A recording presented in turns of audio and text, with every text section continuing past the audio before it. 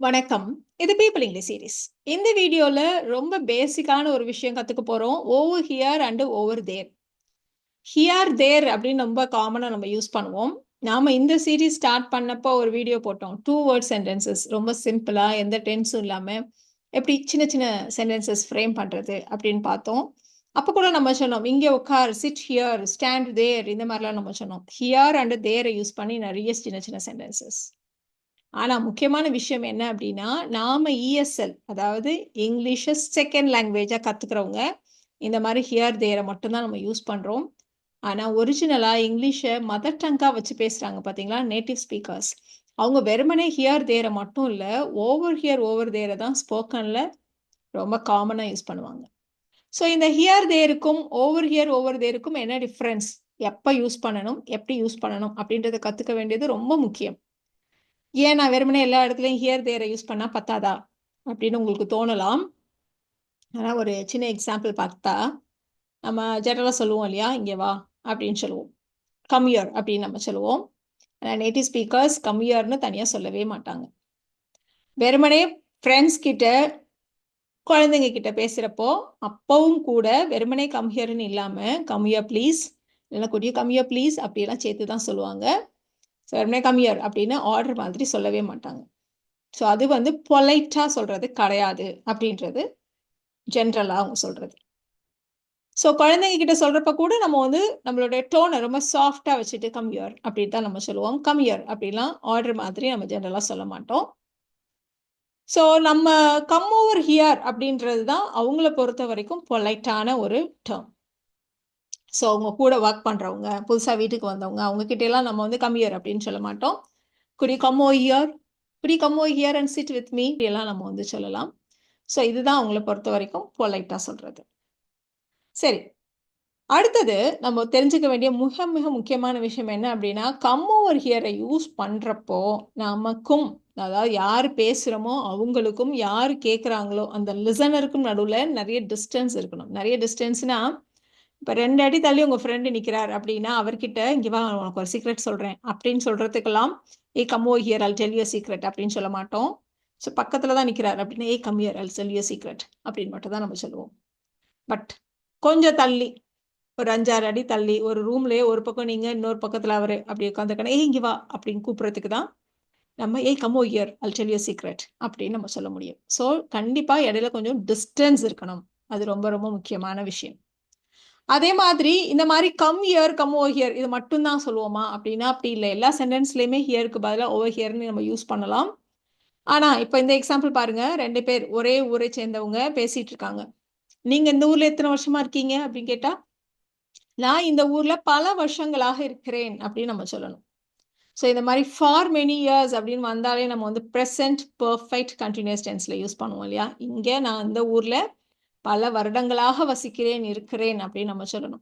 So அதுக்கு தான் நாம I have been living here for many years அப்படின்னு நம்ம சொல்றோம்.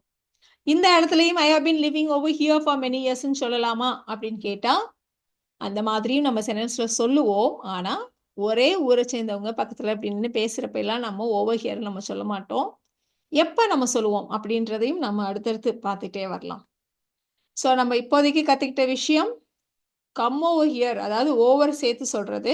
கம் ஓவர் ஹியர்ன்னு சொல்றது தான் பொலைட். 2வது விஷயம், அந்த மாரி சொல்றப்போ, பேசுறவங்களுக்கும், லிசனருக்கும் நடுவுல டிஸ்டன்ஸ் இருக்கணும். ரொம்ப பக்கத்துல பக்கத்துல இருக்கவங்க கிட்டலாம் நம்ம கம் ஓவர் ஹியர்ன்னு நம்ம சொல்ல மாட்டோம். இது வந்து கம் ஓவர் ஹியருக்கு மட்டும் தான். மற்றபடி ஓவர் ஹியர், ஓவர் தேர்க்கும் உள்ள டிஃபரன்ஸ அடுத்து நம்ம வந்து ஒரு எக்ஸாம்பிளோட இல்லஸ்ட்ரேஷனோட பார்ப்போம். ஒரு படத்தை எடுத்துக்கலாம். ஸோ இது நம்ம ஆல்ரெடி பார்த்துட்டோம் இல்லையா? கம் ஹியருக்கும், கம் ஓவர் ஹியருக்கும் உள்ள டிஃபரன்ஸ். கம் ஓவர் ஹியர் தான் பொலைட்டா சொல்றது. அதே மாரி புதுசா உள்ளவங்க கிட்ட, கூட வொர்க் பண்றவங்க எல்லார்கிட்டயும் நம்ம வந்து வெறுமனே கம் ஹியர் அப்படின்னு நம்ம சொல்லக்கூடாது. Right.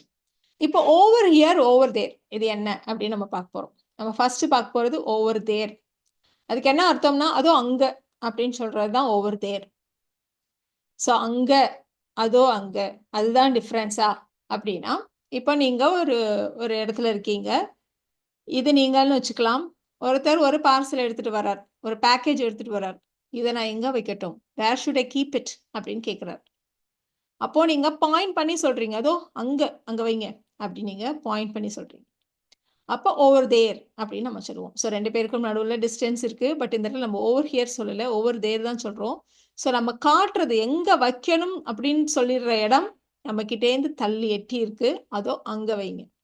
Over there, keep it over there, leave the package over there, அப்படியெல்லாம் நம்ம வந்து சொல்லுவோம். இப்போ அடுத்தது ஓவர் ஹியர் சொல்லணும். நீங்க நிக்கிறீங்க இல்லையா, இங்க கொண்டுட்டு வாங்க அப்படின்னு சொல்லணுமானா bring it over here. அந்த பார்சலை, அந்த பேக்கேஜை இங்கே கொண்டு வாங்க அப்படின்னு சொல்லணும். ஸோ 2 பேருக்கு நடுவில் நிறைய டிஸ்டன்ஸ் இருக்கு இல்லையா, ஸோ இவர்கிட்ட நீங்க சொல்றீங்க இங்கே கொண்டு வாங்க அப்படின்ட்டு. ஸோ அப்போ bring it over here, bring it hereன்னு சொல்ல மாட்டோம், bring it over here, please bring it over here, இன்னும் கொஞ்சம் பொலைட்டா please bring it over here அப்படி நம்ம சொல்லுவோம். ஸோ இங்கே என் பக்கத்துல கொண்டு வாங்க, அதுதான் அர்த்தம். இங்கே கொண்டு வாங்க, என் பக்கத்துல நம்ம சொல்ல மாட்டோம், அது வந்து இம்ப்ளைடு ஹிடன் மீனிங். ஜென்ரலாக இதை இங்கே கொண்டு வாங்க அப்படி சொல்லுவோம் இல்லையா, அதுதான். அடுத்தது நீங்க எக்ஸாக்டா ஒரு இடத்த காட்டுறீங்க, இந்த இடத்துல வைங்க அப்படி காட்டுறீங்க. அப்ப அப்ப கீப் இட் ரைட் ஹியர், இல்ல பிரிங் இட் ரைட் ஹியர், கரெக்டா இங்கே கொண்டு வாங்க அப்படி சொல்லணுமானா bring it right here. So right ஹியர்ன்றது எக்ஸாக்டா ஒரு இடத்த சொல்றது. இப்போ அதே மாதிரி நீங்க எங்க நிக்கிறீங்களோ அங்கேயே அதை வைங்க அப்படி சொல்லணும். அப்போ right there, keep it right there, leave it right there அப்படி சொல்லுவோம். நம்ம அதை அங்கேயே வை, நீ எங்க நிக்கிறியோ அங்கேயே வை அப்படி சொல்றது.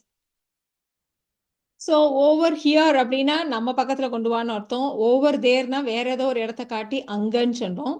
ஸோ ரைட் ஹியர் அப்படின்னா நம்ம எக்ஸாக்டா ஒரு இடத்த பாயிண்ட் பண்ணி அந்த இடத்துல அப்படின்னு அர்த்தம். ரைட் தேர் அப்படின்னா அங்கேயே நீங்க எங்க நிக்கிறீங்களோ அந்த இடத்துல அப்படியே வைங்க அப்படின்னு நம்ம சொன்னோம் இல்லையா.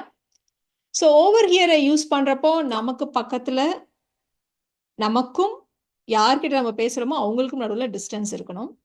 ஓவர் தேர் பத்தி பேசுறப்போ நாம 2 பேர் பேசிட்டு இருக்கவங்க பக்கத்துல இருப்போம். ஆனா யாரை பத்தி இல்ல எந்த பொருளை பத்தி பேசுறோமோ அங்க வந்து டிஸ்டன்ஸ் இருக்கும். இப்ப எக்ஸாம்பிள் பாருங்க, குழந்தைகள் எங்க அப்படின்னு கேக்குறாங்க, வேர் ஆர் த கிட்ஸ் அப்படின்னு கேக்குறாங்க. அதோ அங்க விளையாண்டுட்டு இருக்காங்க, கிட்ஸ் விளையாண்டுட்டு இருக்காங்க அப்படின்னா தே ஆர் பிளேயிங் அப்படின்னு மட்டும் சொல்லுவோம். அதுவும் அங்க விளையாண்டுட்டு இருக்காங்க.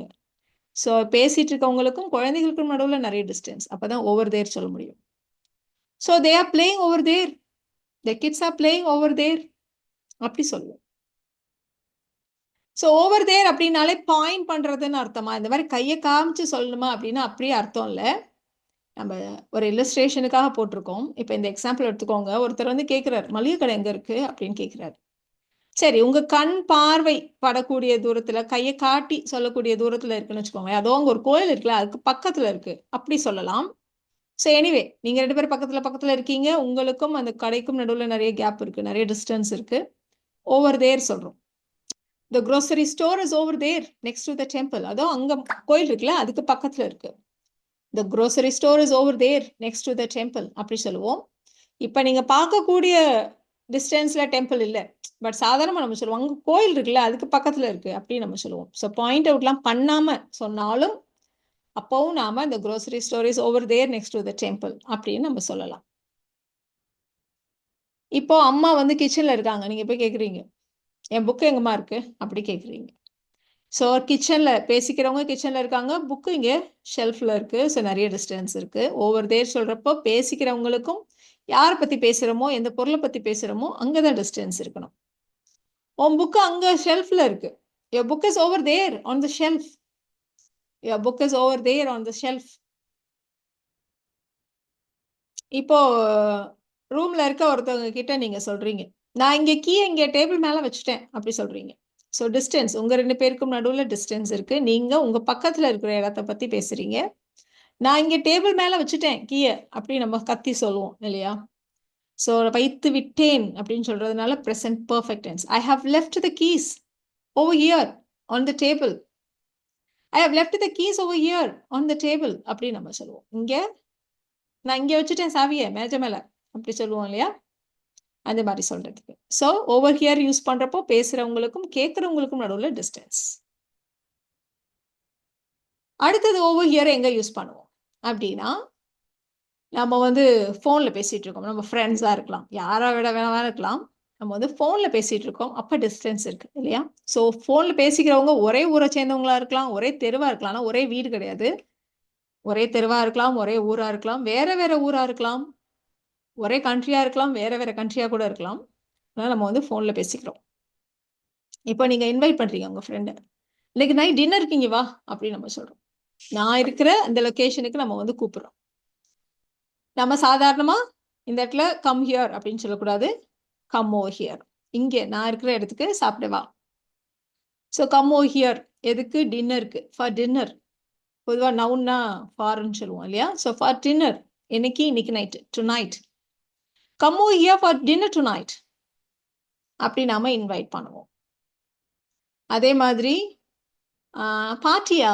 எங்க பார்ட்டி? அப்படின்னு உங்க ஃப்ரெண்டு கேட்குறாரு. ஃபோன்ல பேசிட்டு இருக்கீங்க. எங்க பார்ட்டி? இன்னைக்கு நைட் இங்க. எங்க வீட்ல பார்ட்டி. அப்படி நம்ம சொல்லணும். பார்ட்டி எங்க வீட்ல. ஸோ இந்த இடத்துல சப்ஜெக்ட் வந்து பார்ட்டி இல்லையா? ஸோ அது பார்ட்டி. இந்த இடத்துல வேர்ப் வந்து வெறுமனே லிங்கிங் வேர்ப் தான். இஸ். The party is.